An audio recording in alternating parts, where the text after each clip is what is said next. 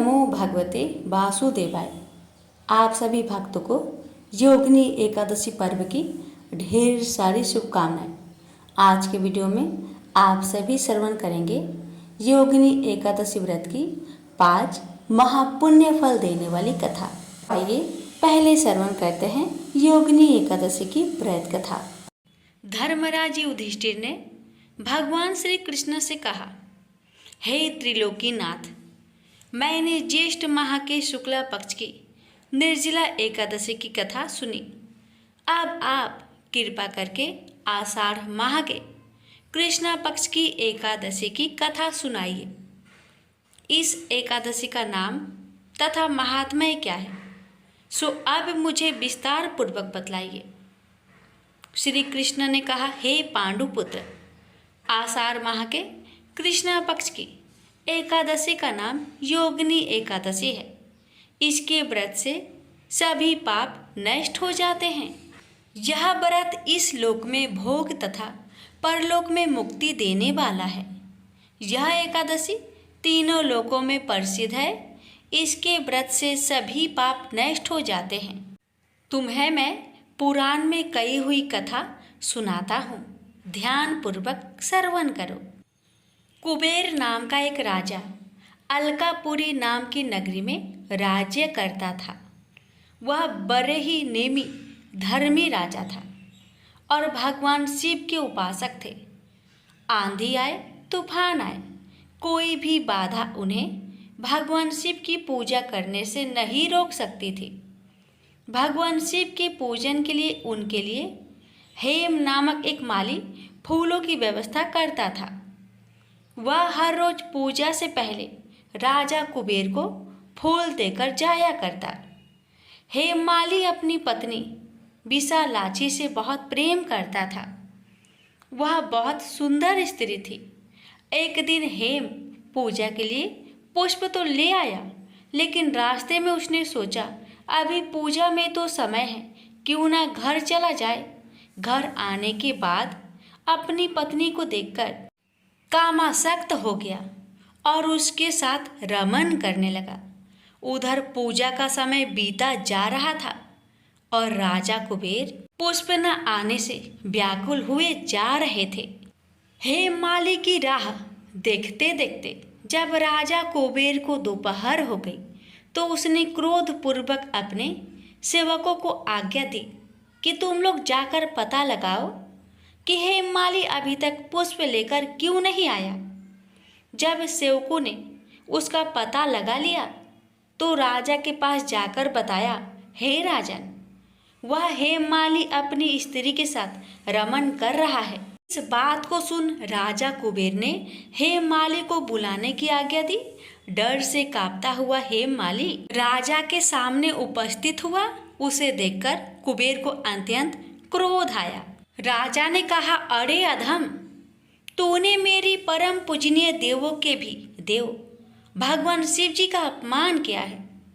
मैं तुझे श्राप देता हूँ कि तू स्त्री के वियोग में तड़पे और मृत्यु लोक में जाकर कोढ़ी का जीवन व्यतीत करे। कुबेर के श्राप से वह तत्क्षण स्वर्ग से पृथ्वी पर आ गिरा और कोढ़ी हो गया।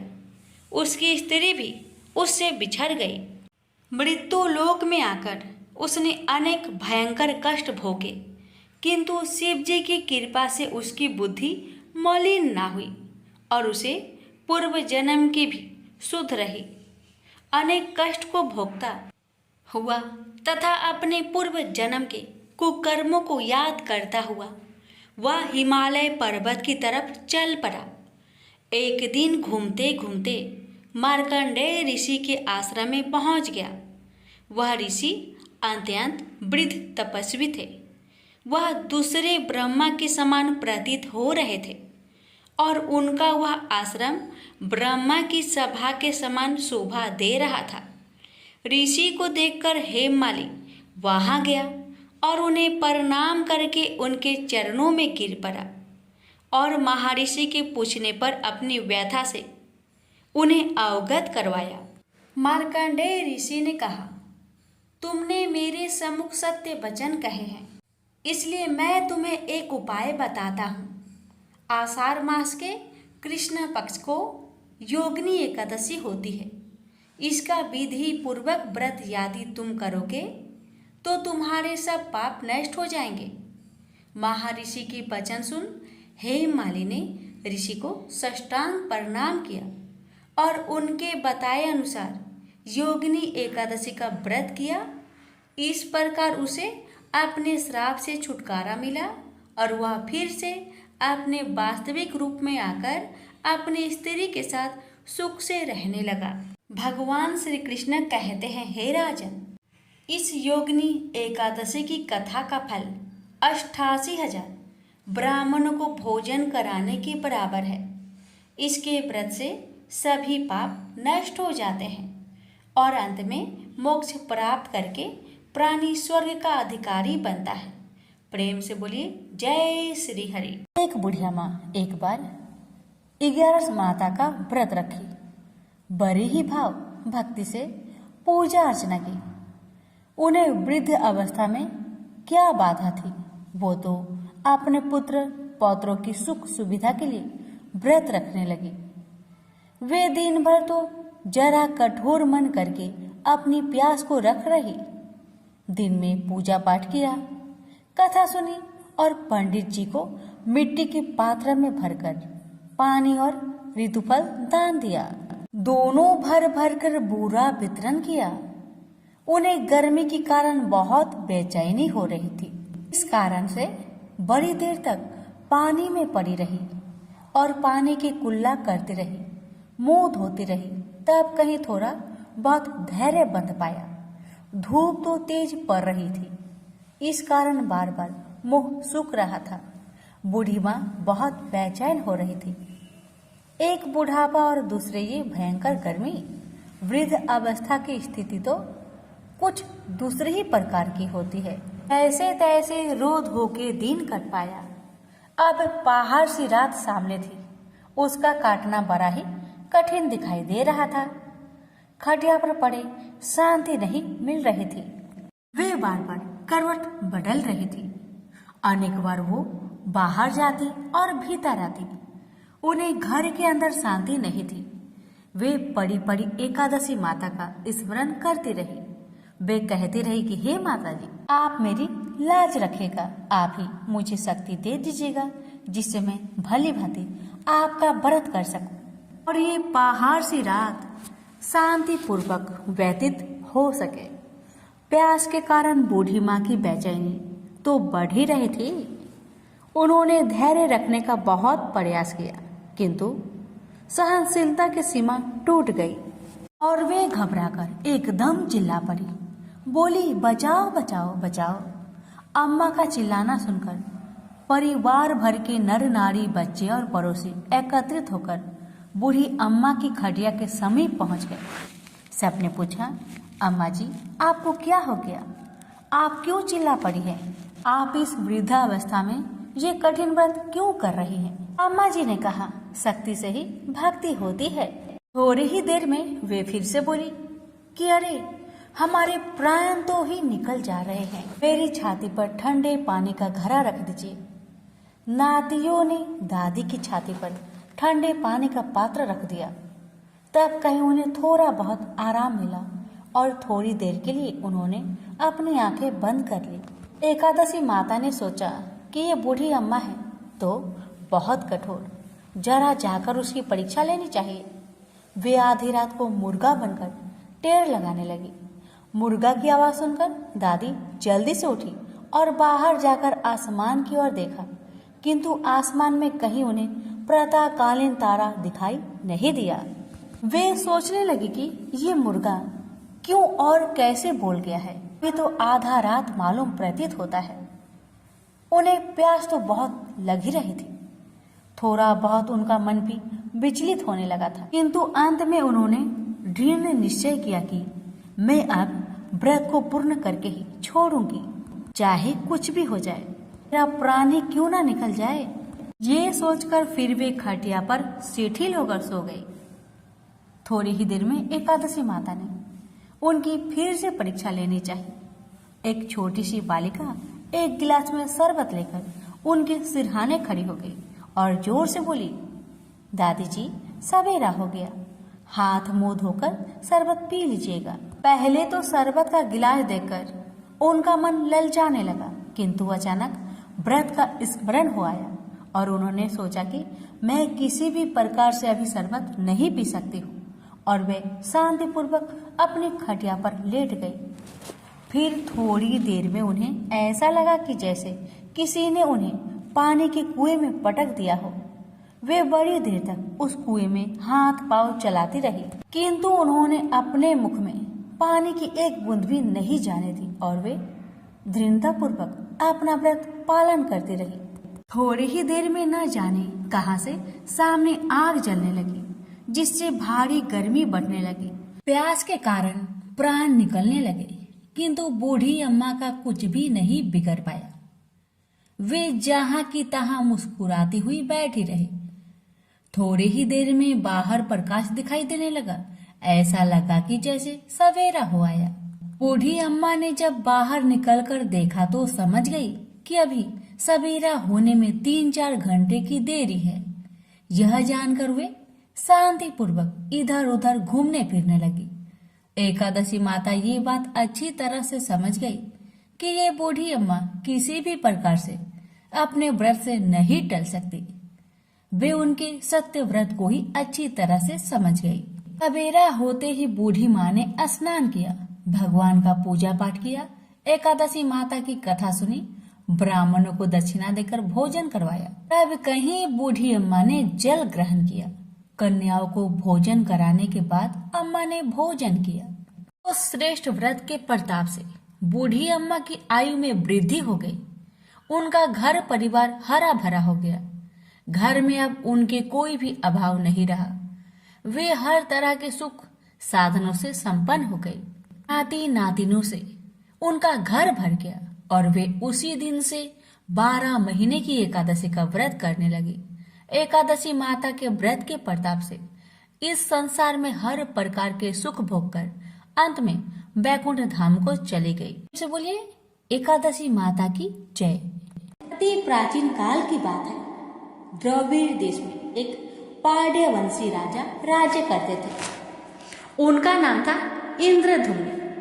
वे भगवान की आराधना में ही अपना अधिक समय व्यतीत करते थे। यद्यपि उनके राज्य में सर्वत्र सुख शांति थी, प्रजा प्रत्येक रीति से संतुष्ट थी, तथापि राजा इंद्रधुम्न अपना समय राज्य कार्य में कम ही दे पाते थे। वे कहते थे कि भगवान विष्णु ही मेरे राज्य की व्यवस्था करते हैं, अतः वे अपने इष्ट परम प्रभु की उपासना में ही दृढ़चित रहते थे। राजा इंद्रधुम्न के मन में आराध्य आराधना की लालसा उत्तरोत्तर बढ़ती ही गई। इस कारण वे राज्य का त्याग कर मलय पर्वत पर रहने लगे। उनका भेष तपस्वियों जैसा था। सिर के बाल बढ़कर जटा के रूप में हो गए थे। वे निरंतर परम ब्रह्मा परमात्मा की आराधना में तत्लीन रहते थे। उनके मन और प्राण भी श्री हरि के चरण कमलों में मधुकर बने रहते। इसके अतिरिक्त उन्हें जगत की कोई वस्तु नहीं सुहाती। उन्हें राज्य, कोष, प्रजा तथा पत्नी आदि किसी प्राणी या पदार्थ की स्मृति ही नहीं होती थी। एक बार की बात है, राजा इंद्रधुम्न प्रतिदिन की भांति स्नान आदि से निवृत्त होकर सर्वसमर्थ प्रभु की उपासना में तत्लीन थे। उन्हें ब्रह्मा जगत का तनिक भी ध्यान नहीं था।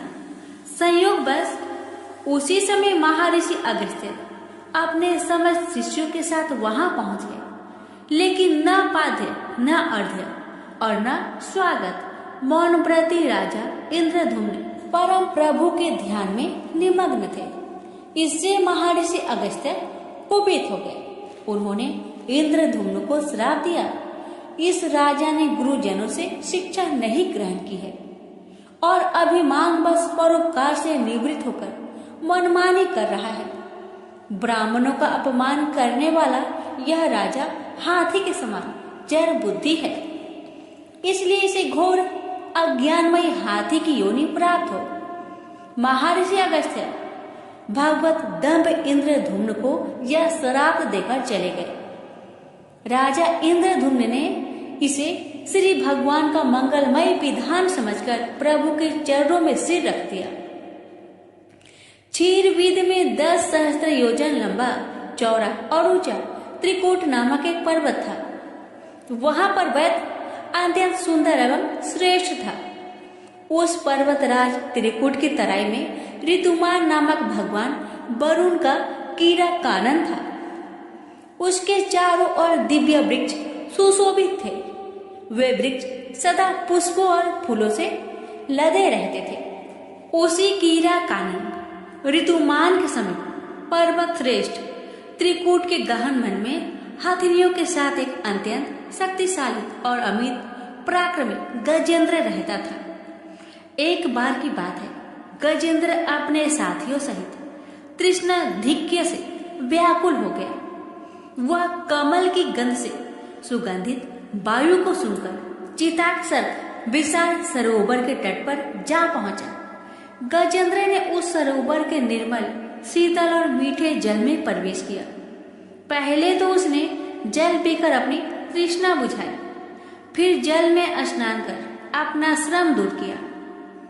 तत्पश्चात उसने जल क्रीड़ा आरंभ कर दी। वह अपनी सूर में जल भरकर उसकी फुहारे से हाथनियों को स्नान कराने लगा।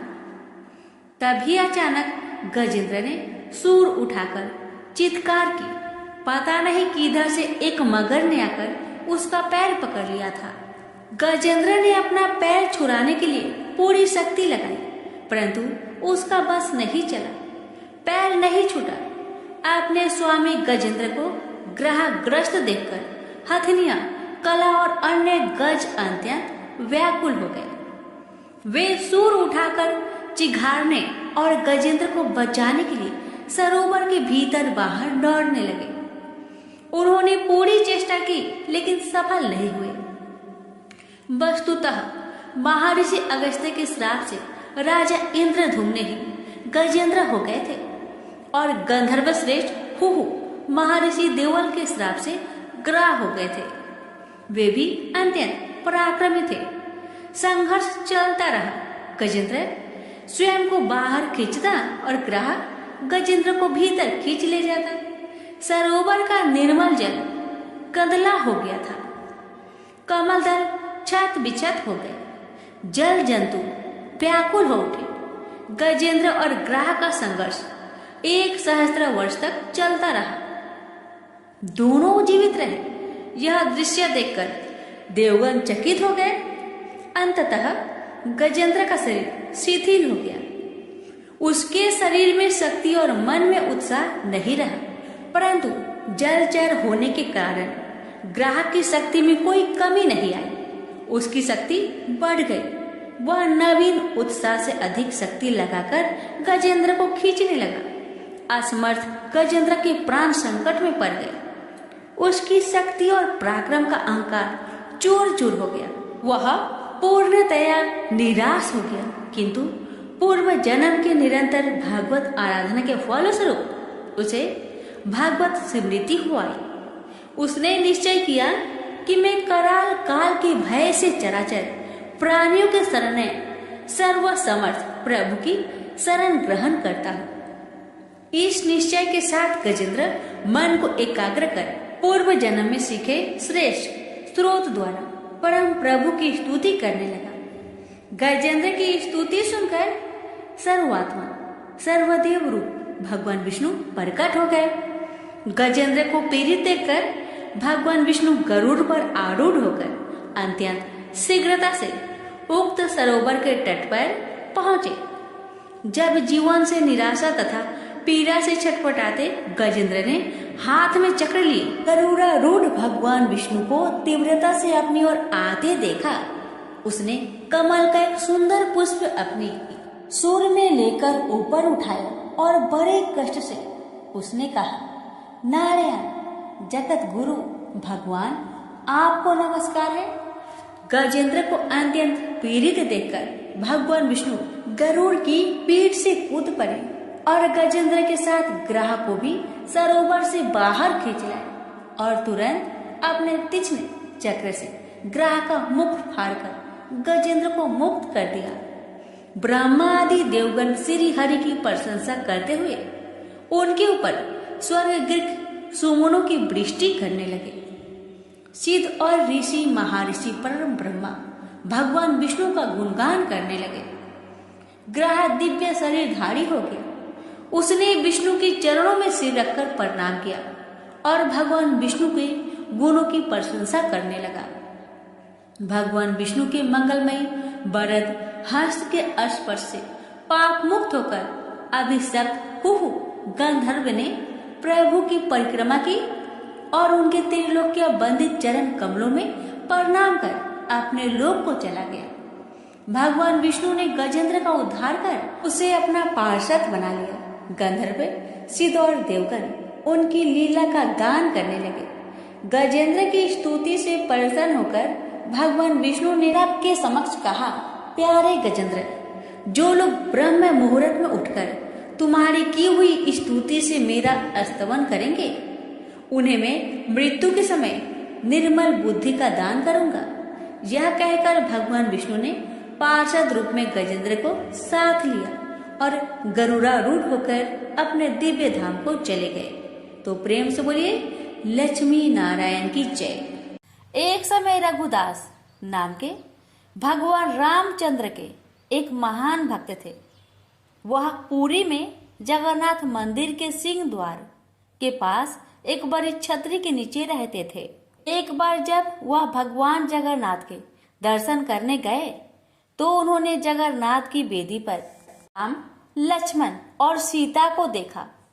उस दिन से उन्हें विश्वास हो गया कि भगवान जगन्नाथ भगवान रामचंद्र से भिन्न नहीं है। एक बार रघु ने भगवान जगन्नाथ के लिए एक अच्छी माला तैयार की और पुजारी को भगवान को चढ़ाने के लिए दी, लेकिन पुजारी इसे चढ़ाना नहीं चाहता था क्योंकि रघु ने केले के पेड़ की छाल से बनी डोरी का इस्तेमाल किया था। उस समय जगन्नाथ के मंदिर में ऐसी चीजों का प्रयोग वर्जित था। रघु को बहुत दुख हुआ कि उनकी माला भगवान जगन्नाथ को नहीं चढ़ाई गई। वह बहुत उदास महसूस करते हुए मंदिर के बाहर चला गया। बाद में दिन में पुजारी शाम की आरती समाप्त कर रहा था। भगवान के शयन करने से पहले पुजारी उन्हें एक विशेष पोशाक पहनाते हैं जिसे बड़ा श्रृंगार वैसा कहा जाता है। भगवान को श्रृंगारित करने के बाद पुजारी ने उनके शरीर को फूलों से सजाना शुरू कर दिया, लेकिन उसे आश्चर्य हुआ कि उसने जो कुछ भी किया भगवान के शरीर पर एक भी फूल नहीं बचा। भगवान किसी भी फूल को स्वीकार नहीं करेंगे। सभी पुजारी यह सोचकर बहुत चिंतित हो गए कि अवश्य ही उन्होंने कोई अपराध किया है, लेकिन यह क्या हो सकता था। उन सभी ने निर्णय लिया कि यह समझने की कोशिश करने के लिए कि उन्होंने क्या अपराध किया है। वे सभी मंदिर में सोएंगे और तब तक उपवास करेंगे जब तक भगवान उनके सपने में आकर उनके अपराध के बारे में सूचित नहीं कर देते। निश्चित रूप से उसी रात भगवान जगन्नाथ मुख्य पुजारी के सामने आए और उनसे कहा, मेरे भक्त रघुदास मेरे लिए एक फूल का माला लाए थे। उन्होंने इसे बहुत प्यार और भक्ति के साथ तैयार किया। आपने बाहरी विशेषता देखी, माला को उन्होंने मुझे देने से मना कर दिया। आप देख नहीं सकते कि उन्होंने कितनी अच्छी माला तैयार की है। उन्होंने इसे प्रेम और भक्ति से पिरोया।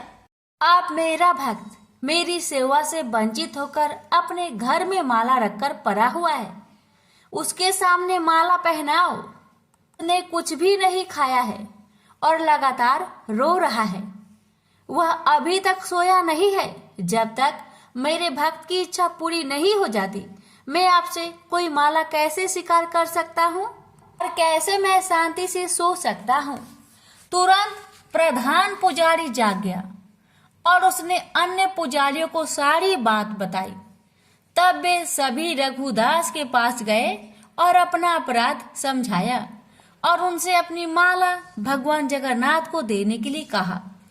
यह सुनकर रघुदास बहुत प्रसन्न हुए कि भगवान इतने दयालु हैं कि वे स्वयं उनकी माला स्वीकार करने की प्रतीक्षा कर रहे हैं। रघुदास परम आनंद में थे। एक बार रघुदास बहुत गंभीर रोग से पीड़ित हो गए। उनकी तबीयत इतनी खराब हो गई कि वह बिस्तर से उठ भी नहीं पा रहे थे। उन्हें अपने बिस्तर में ही मल त्याग करना पड़ा। बदबू बहुत बुरी थी। रघुदास बहुत बीमार होने के कारण खुद की मदद करने में असमर्थ होकर बेहोश हो गए। एक छोटा लड़का रघुदास की सेवा के लिए आ रहा था। उन्होंने उसके शरीर को साफ किया और चंदन लगाया और गंध को दूर करने और कमरे को शुद्ध करने के लिए अच्छी सुगंधित चीजें पेश की। जब रघु को होश आया तो उन्होंने पाया कि वह लड़का स्वयं भगवान जगन्नाथ थे। रघु ने भगवान जगन्नाथ से कहा, मेरे प्रिय भगवान, आप यहाँ क्या कर रहे हैं?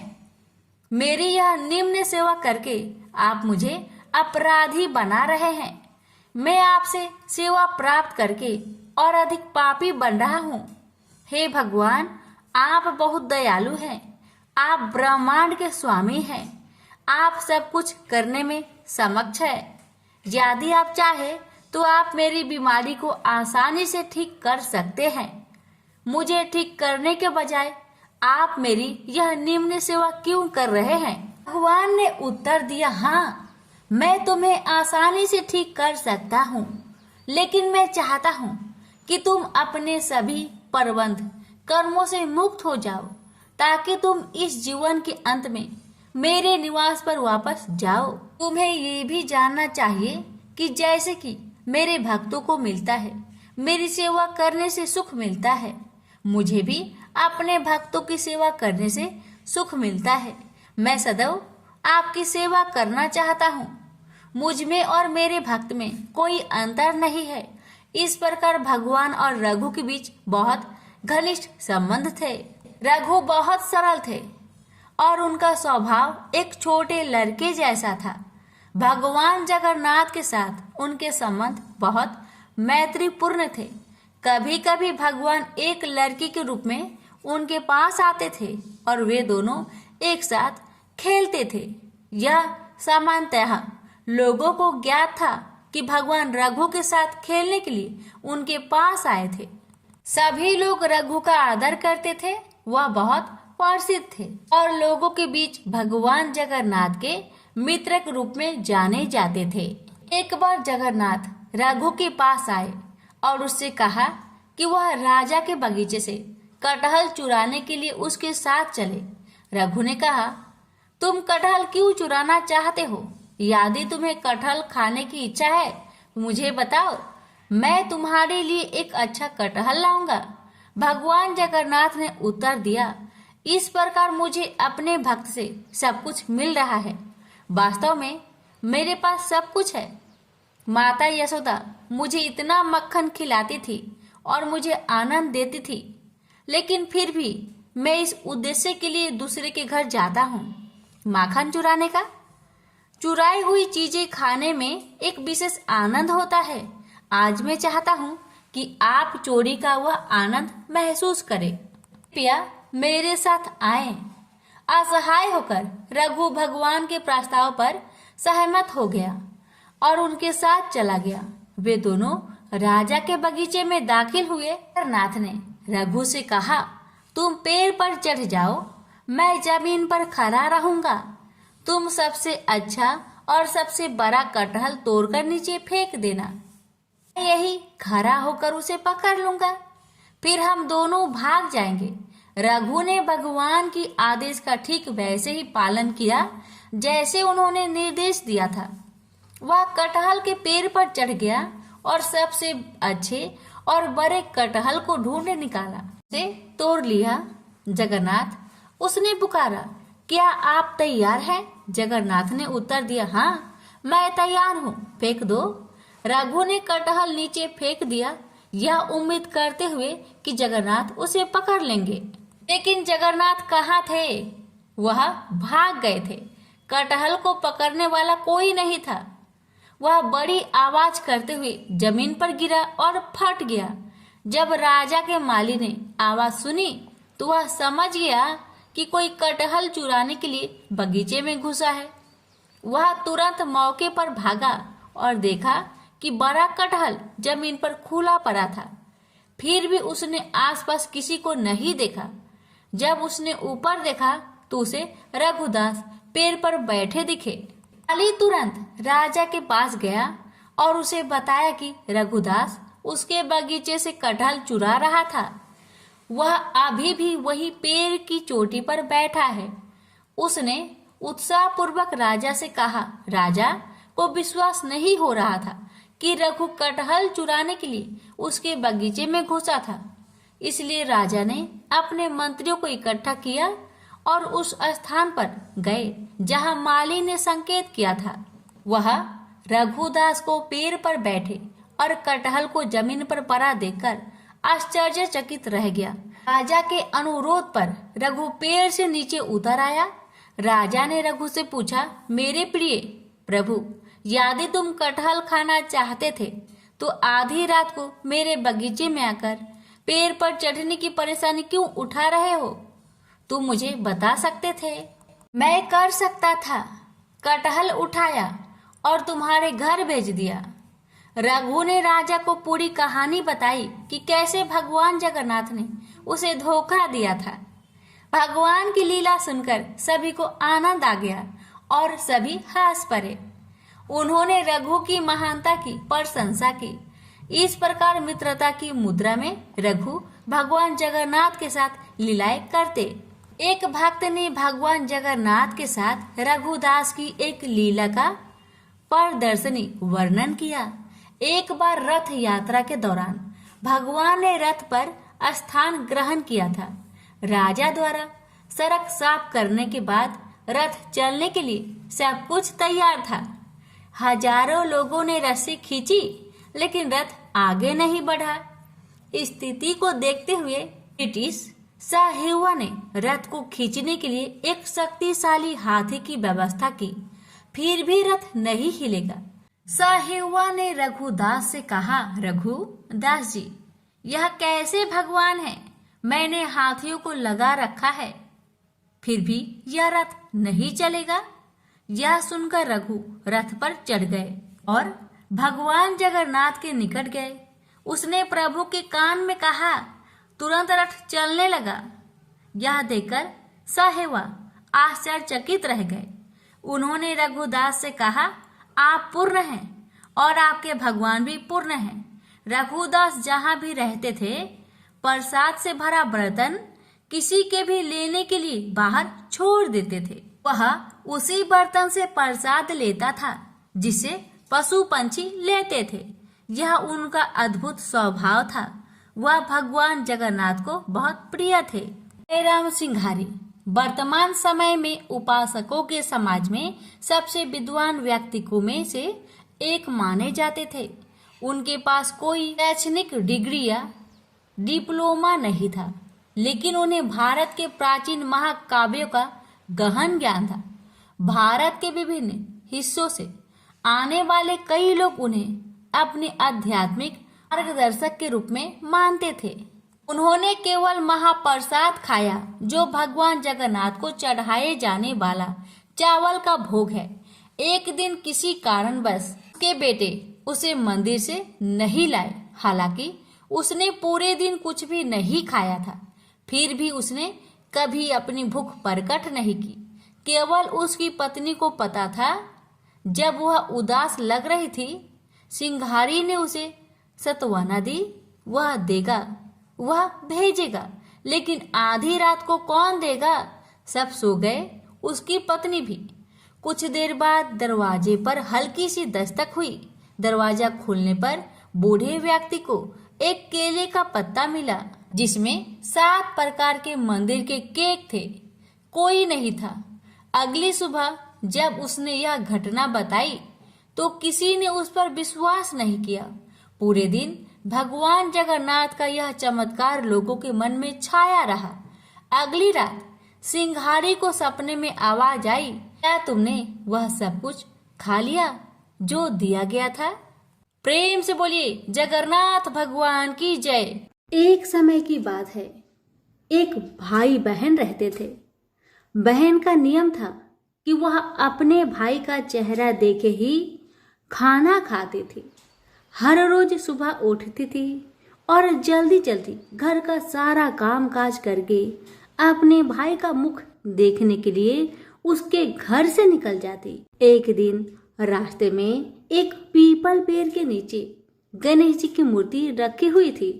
उसने भगवान के सामने हाथ जोड़कर कहा कि मेरे जैसा अमर सुहाग और मेरे जैसा अमर पिहर सबको दीजिए। यह कहकर वह आगे बढ़ जाया करती थी। हर दिन का उसका यही नियम था। जंगल के झाड़ियों के कांटे उसके पैरों में चुभा करते थे। एक दिन बहन भाई के घर पहुंची और भाई का मुख देखकर बैठ गई तो भाभी ने पूछा, पैरों में क्या हो गया है ननद जी? यह सुनकर उसने भाभी को जवाब दिया कि रास्ते में जंगल की झाड़ियों से गिरे हुए कांटे मेरे पाँव में चुभ जाते हैं। जब वह वापस अपने घर आ गई तब भाभी ने अपने पति से कहा कि रास्ते को साफ करवा दो। हमारी ननद यानी कि आपकी बहन झाड़ियों के रास्ते से आती है तो उसके पाँव में बहुत सारे कांटे चुभ जाते हैं। पत्नी की इतना बात सुनते ही भाई तुरंत उठा और हाथों में कुल्हाड़ी लेकर सारी झाड़ियों को काटकर रास्ता साफ कर दिया। और इसी कारण से गणेश जी का स्थान भी वहां से हट गया। यह देखकर भगवान गुस्सा हो गए और उसके भाई के प्राण को हर लिए। लोग अंतिम संस्कार के लिए जब भाई को ले जा रहे थे तब उसकी भाभी रोती हुई लोगों से कही, थोड़ी देर रुक जाओ, उसकी बहन आने वाली है। वह अपने भाई का मुख देखे बिना नहीं रह सकती। उसका यह हर दिन का नियम है। तब लोगों ने कहा, आज तो देख लेगी पर कल कैसे देखेगी? रोज के दिन की तरह बहन अपने भाई का मुख देखने के लिए जंगल में निकल दी। जब जंगल में उसने देखा कि सारा रास्ता साफ किया हुआ है तब वह आगे बढ़ी तो उसने देखा कि सिद्धि विनायक को भी वहां से हटा दिया गया है। तब उसने जाने से पहले गणेश जी को एक अच्छे स्थान पर रखकर उन्हें स्थान दिया और हाथ जोड़कर बोली, हे गणेश महाराज, मेरे जैसा अमर सुहाग और मेरे जैसा अमर पिहर सबको देना। और फिर इतना कहकर आगे निकल गई। लड़की की बात सुनकर भगवान गणेश सोच में पड़ गए, अगर मैं इसका नहीं सुना तो मुझे कौन मानेगा, हमें कौन पूजेगा? तब सिद्धि विनायक ने उसे पीछे से आवाज दिया कि बेटी, इस खेजड़ी की 7 पत्तियां ले जा और उसे कच्चे दूध में घोलकर भाई के ऊपर छींटा मार देना, वह उठकर बैठ जाएगा। यह सुनकर जब बहन पीछे मुड़ी तो उसने देखा कि वहां तो कोई नहीं है, लेकिन फिर भी उसके दिल से आवाज आई, जो मैंने सुना वैसे ही करती हूँ, देखा जाए क्या होता है। इतना सोचकर वह 7 खेजड़ी की पत्तियां लेकर अपने भाई के घर पहुंची। उसने देखा वहां कई लोग बैठे हुए हैं। भाभी बैठी रो रही है और पास में ही भाई का लाश रखा हुआ है। उसे रास्ते में जो आवाज सुनाई दी थी वही बात याद आई और उसने वैसा ही किया जैसे उसने सुना था। उसने खेजड़ी की 7 पत्तियों को बताए हुए नियम के तहत भाई के ऊपर इस्तेमाल किया। तब उसका भाई उठकर बैठ गया। भाई बोला बहन से, मुझे तो बहुत ही गहरी नींद आ गई थी। तब बहन बोली, यह नींद किसी दुश्मन को भी ना आए, और उसने सारी बात अपने भाई को बता दी। हे गणेश महाराज, जैसे आपने उस बहन की सुनी वैसे ही कहानी कहने वाले, हुक्कारे भरने वाले सभी की परिवार की सुनना और सभी के परिवार की रक्षा करना। सभी प्रेम से बोलिए गणेश महाराज की जय हो।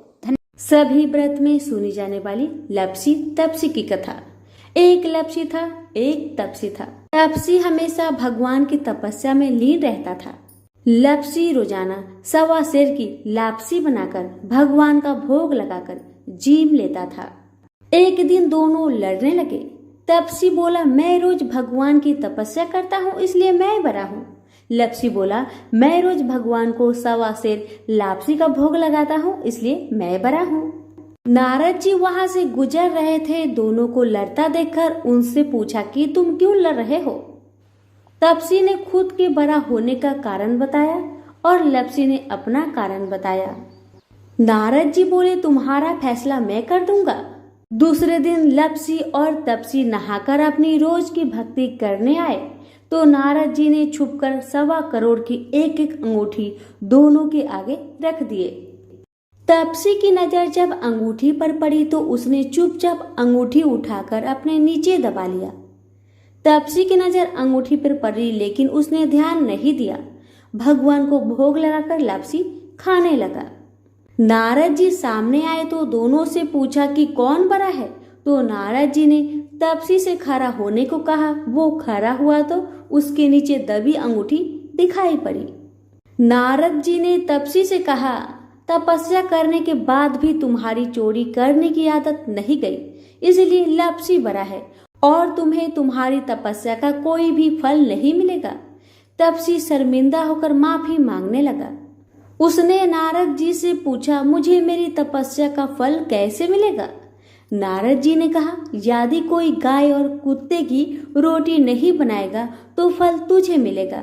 यदि कोई ब्राह्मण को भोजन करवाकर दक्षिणा नहीं देगा तो वह फल तुझे मिलेगा। यदि कोई साड़ी के साथ ब्लाउज नहीं देगा तो फल तुझे मिलेगा। यदि कोई दिए से दिया जलाएगा तो फल तुझे मिलेगा। यदि कोई सारी कहानी सुने लेकिन तुम्हारी कहानी नहीं सुने तो फल तुझे मिलेगा। उसी दिन से हर व्रत कथा कहानी के साथ लपसी तपसी की कहानी भी सुनी और कही जाती है। प्रेम से बोलिए लक्ष्मी नारायण की जय।